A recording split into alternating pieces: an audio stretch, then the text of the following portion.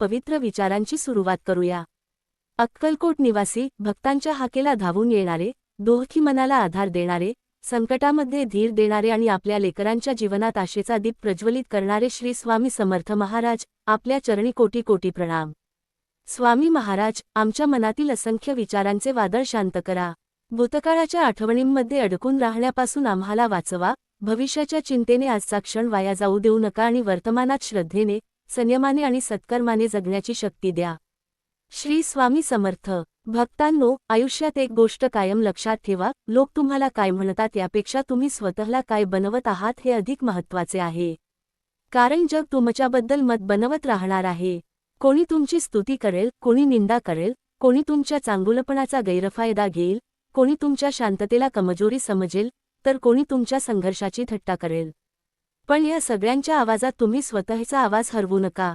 स्वामी जणू आपल्या लेकराला प्रेमाने सांगत आहेत, बाळा, लोक काय म्हणतात याचा विचार करत बसलास तर तुझ्या जीवनाचा मार्ग तू स्वतः चालणार नाहीस, लोकांच्या मतांनुसार चालत राहशील। म्हणून लोकांच्या शब्दांपेक्षा तुझ्या कर्माकडे पाह। तुझं मन स्वच्छ ठेव, तुझं कर्म प्रामाणिक ठेव, बाकीचं माझ्यावर सोड। भक्तांनो, आपल्या मनाची सर्वात मोठी अडचण म्हणजे मन एका क्षणात भूतकाळात जाते आणि दुसऱ्या क्षणी भविष्यामध्ये पोहोचते। काही वर्षांपूर्वी कोणीतरी आपल्याला काय बोलले, कोणीतरी आपल्याला का दुखावले, आपण कोणती चूक केली, कोणत्या व्यक्तीने आपल्याला सोडले, कोणत्या संधी हातातून निघून गेल्या, या आठवणी मनात पुन्हा पुन्हा फिरत राहतात। आणि त्याचवेळी भविष्याबद्दल प्रश्न सुरू होतात, उद्या काय होईल, माझ्यासोबत पुढे काय घडेल, माझे जीवन कसे असेल, माझे काम यशस्वी होईल का, माझी माणसं माझ्यासोबत राहतील का, संकट आले तर मी त्याला सामोरा जाईन का। अशा विचारांमध्ये मन इतके गुंतते की हातात असलेला आजचा सुंदर क्षण आपल्याला दिसतच नाही। भक्तांनो, थोडा विचार करा। काल निघून गेला आहे, उद्या अजून आलेलाच नाही। तुमच्याकडे खरोखर काय आहे? तुमच्याकडे आहे तो फक्त आजचा क्षण। आणि हाच क्षण तुम्ही चिंतेमध्ये घालवला तर तुमच्या हातातून जीवन निसटत जाईल। स्वामींच्या चरणी मन ठेवून एवढेच म्हणा, स्वामी, मला उद्याची हमी नको, उद्याला सामोरे जाण्याची शक्ती द्या। मला संकट कधीच येऊ नये अशी प्रार्थना नाही, संकटात माझा विश्वास ढळू नये अशी प्रार्थना आहे। ही प्रार्थना मनापासून केली की मनात एक वेगळाच आधार निर्माण होतो। भक्तांनो, मनात वाईट विचार येणे म्हणजे तुम्ही वाईट माणूस आहात असे नाही। मन हे विचार निर्माण करत राहते। कधी भीतीचे विचार येतात, कधी रागाचे विचार येतात, कधी दुःखाच्या आठवणी येतात, कधी एखाद्याने केलेल्या अन्यायाची जखम पुन्हा उघडते। पण प्रत्येक विचारावर विश्वास ठेवायचा नसतो, प्रत्येक विचाराला सत्य मानायचे नसते। मनात विचार आला म्हणून तो तुमचा स्वभाव झाला असे नाही। स्वामींच्या नामस्मरणाने मनाला दिशा द्या। विचार आला तर त्याच्याशी युद्ध करू नका। स्वतःला शांतपणे सांगा, हा विचार आहे, माझे संपूर्ण सत्य नाही। मग पुन्हा आपल्या कर्माकडे वळा। कारण भक्तांनो, मनाशी सतत झगडत राहिलात तर तुमची शक्ती संपेल।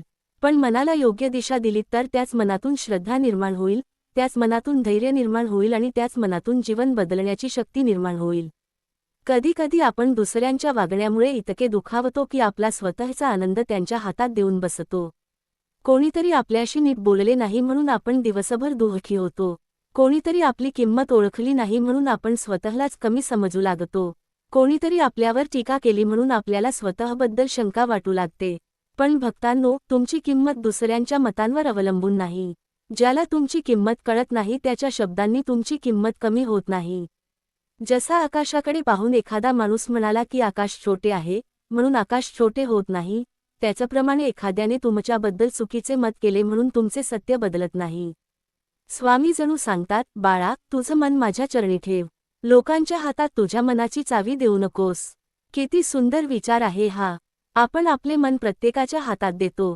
कोणी चांगले बोलले तर आनंदी, कोणी वाईट बोलले तर दुःखी, कोणी जवळ आले तर सुखी, कोणी दूर गेले तर बेचैन। असे जगायचे नाही। तुमचे मन स्वामींच्या चरणी ठेवा। लोक येतील आणि जातील, परिस्थिती बदलेल, नाती बदलतील, काळ बदलेल, तुमचे सुख दुःख बदलत राहील। पण परमेश्वरावरचा विश्वास टिकवून ठेवला तर तुमच्या अंतःकरणात एक अशी शक्ती निर्माण होते जी बाहेरच्या परिस्थितीपेक्षा मोठी असते। भक्तांनो, संकटे येतात आणि जातात। कोणतेही संकट कायमचे राहत नाही। रात्र कितीही काळोखी असली तरी पहाट येतेच। ढग कितीही दाट असले तरी सूर्य कायमचा लपून राहत नाही। त्याचप्रमाणे जीवनातील अडचणी कितीही मोठ्या असल्या तरी त्या कायमच्या नसतात। आज तुम्हाला जे संकट असह्य वाटत आहे, कदाचित काही काळानंतर तुम्ही मागे वळून पाहाल आणि म्हणाल, त्या संकटाने मला तोडले नाही, त्या संकटाने मला घडवले. कधी कधी स्वामी संकट दूर करण्याआधी आपल्याला संकटातून जाण्याची शक्ती देतात. आपण म्हणतो, स्वामी, हे संकट का आले? पण कदाचित स्वामी म्हणत असतील, बाळा, या संकटातून जाताना तू स्वतःला ओळखशील. सोन्याला शुद्ध होण्यासाठी अग्नी सहन करावा लागतो.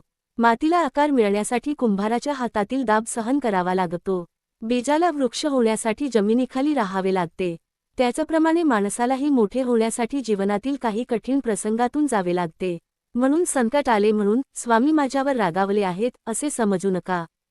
कधी संकट हे शिक्षा नसते, ते तुमच्या श्रद्धेची परीक्षा असते. कधी अडथळा हा शेवट नसतो, तो तुमची दिशा बदलण्यासाठी आलेला संकेत असतो. कधी एखादे दार बंद होते कारण स्वामी तुम्हाला दुसऱ्या दाराकडे घेऊन जात असतात. म्हणून विश्वास ठेवा, पण फक्त विश्वास ठेवून हातावर हात ठेवून बसायचे नाही. देवावर विश्वास ठेवा आणि कर्म करत राहा. हा जीवनाचा अत्यंत महत्त्वाचा नियम आहे. प्रार्थना करा, पण प्रयत्नही करा. स्वामींचे नाम घ्या, पण आपले कर्तव्यही करा. संकटात स्वामींना हाक मारा, पण संकटातून बाहेर पडण्यासाठी आवश्यक पाऊलही उचला. तुम्ही तुमचे कर्म प्रामाणिकपणे करा. परिणाम कधी मिळेल, किती मिळेल, कोणत्या मार्गाने मिळेल हे परमेश्वरावर सोडा. कारण आपल्या हातात कर्म आहे, प्रत्येक परिणाम आपल्या हातात नसतो. भक्तांनो, दुसऱ्यांच्या चुका मोजण्यात आपण किती वेळ वाया घालवतो. अमुक व्यक्ती अशी आहे, तमुक व्यक्तीने असे केले, त्याने माझ्याशी असे वागायला नको होते, तिने माझे मन दुखावले, त्याने माझा विश्वासघात केला, असे म्हणत आपण दुसऱ्यांच्या जीवनाचा हिशोब करत राहतो. पण स्वामी विचारतात, बाळा, दुसऱ्यांच्या चुका मोजताना तुझ्या स्वतःच्या मनात किती शांतता उरली? दुसऱ्याने चूक केली असेल तर त्याच्या कर्माचा हिशोब परमेश्वराकडे आहे. तुम्ही तुमच्या कर्माचा हिशोब स्वच्छ ठेवा. दुसऱ्याच्या चुकीमुळे स्वतःच्या मनात द्वेष निर्माण करू नका. कारण ज्याने तुम्हाला दुखावले, त्याची शिक्षा तुम्ही मनात पुन्हा पुन्हा स्वतःला देत असता. तो माणूस कदाचित आपले जीवन जगत असतो, पण तुम्ही त्याच्या आठवणींचे ओझे वाहत असता. हे ओझे खाली ठेवा. स्वामींच्या चरणी अर्पण करा. स्वामी, ज्यांनी मला दुखावले त्यांच्याबद्दलचा राग तुमच्या चरणी ठेवतो. मला विसरण्याची शक्ती द्या. मला माफ करण्याची शक्ती द्या. पण त्याच चुका पुन्हा होऊ नयेत यासाठी विवेकही द्या. माफ करणे म्हणजे पुन्हा त्याच व्यक्तीवर विश्वास ठेवणे आवश्यक आहे असे नाही. माफ करणे म्हणजे स्वतःच्या मनाला त्या व्यक्तीच्या कर्माच्या कैदेतून मुक्त करणे. भक्तांनो, भविष्याची चिंता करताना वर्तमान वाया घालवू नका. उद्या तुमच्यासोबत काय होईल हे कोणालाच पूर्णपणे माहीत नाही. पण आज तुम्ही काय करू शकता हे तुमच्या हातात आहे. आज एक चांगला विचार करू शकता.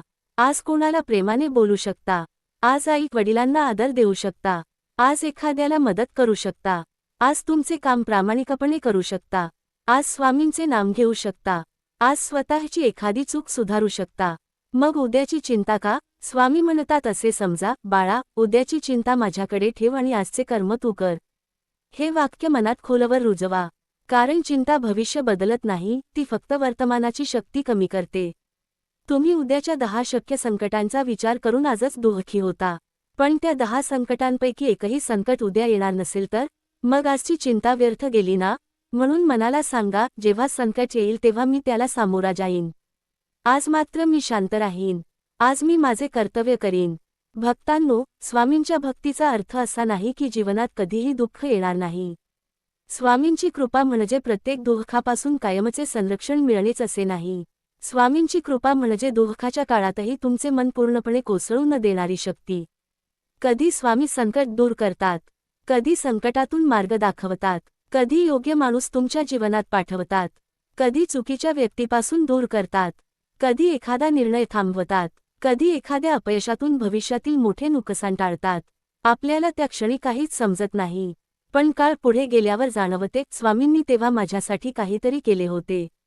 म्हणून प्रत्येक गोष्ट आपल्या मनाप्रमाणे घडली पाहिजे असा हट सोडा. कधी म्हणू नका, स्वामी, मला हेच हवे. त्याऐवजी म्हणा, स्वामी, मला जे माझ्यासाठी योग्य आहे ते द्या आणि जे योग्य नाही त्यापासून मला वाचवा. ही प्रार्थना भक्तीला अधिक खोल बनवते. भक्तांनो, जीवनात काही लोक तुमच्याबद्दल गैरसमज करतील. काही तुमच्या चांगल्या हेतूला चुकीचे नाव देतील. काही तुमच्या शांततेला कमजोरी समजतील. काही तुमच्या संघर्षाची खिल्ली उडवतील. पण तुम्ही स्वतःला सतत सिद्ध करत बसू नका. तुमचे कर्म तुमच्यासाठी बोलू द्या. आज लोक हसतील, उद्या तेच लोक तुमचा आदर करतील असेही होऊ शकते. पण उद्या लोक काय म्हणतील यासाठी आज चांगले कर्म करू नका. तुम्ही चांगले कर्म करा, कारण तुमचे अंतःकरण स्वच्छ राहावे. लोकांची मान्यता मिळवण्यासाठी नाही, तर स्वामींच्या चरणी आपले मन स्वच्छ ठेवण्यासाठी जगा. भक्तांनो, कधी स्वतःलाही प्रश्न विचारा, मी कोण बनत आहे? मी अधिक शांत होत आहे का? अधिक संयमी होत आहे का? माझ्यात माणुसकी वाढत आहे का? मी माझ्या चुका स्वीकारतो का? मी दुसऱ्यांना माफ करू शकतो का? माझ्या दुःखामुळे मी इतरांना दुःख देत नाही ना? माझ्या यशामुळे माझ्यात अहंकार निर्माण होत नाही ना? हे प्रश्न स्वतःला विचारणे म्हणजे आत्मपरीक्षण. दुसऱ्यांचे जीवन तपासण्यापेक्षा स्वतःच्या अंतःकरणात डोकावणे अधिक आवश्यक आहे. कारण भक्तांनो, जग बदलण्यापूर्वी स्वतःला बदलणे गरजेचे आहे. मन शांत झाले की निर्णय योग्य होतात. मन अस्थिर असेल तर छोट्या गोष्टीही मोठ्या वाटतात. रागाच्या भरात घेतलेला निर्णय नंतर पश्चात्ताप देऊ शकतो. भीतीच्या भरात घेतलेला निर्णय आयुष्याची दिशा बदलू शकतो. म्हणून आधी मन शांत करा, मग निर्णय घ्या. मन खूप अस्वस्थ असेल तर थोडा वेळ शांत बसा. स्वामींचे नाम घ्या. खोल श्वास घ्या. मनातील विचारांना थोडे दुरून पहा. स्वतःला सांगा, ही वेळही निघून जाईल. कारण भक्तांनो, कोणतीही भावना कायमची नसते. दुःख येते आणि जाते. राग येतो आणि शांत होतो. भीती येते आणि कमी होते. चिंता वाढते आणि नंतर निवळते. म्हणून एखाद्या क्षणाच्या भावनेवर संपूर्ण आयुष्याचा निर्णय घेऊ नका. स्वामींचे नाम मनाला आधार देते. श्री स्वामी समर्थ, श्री स्वामी समर्थ, श्री स्वामी समर्थ. हे नाम घेताना फक्त शब्द उच्चारू नका, तुमची चिंता त्या नाम सोडा.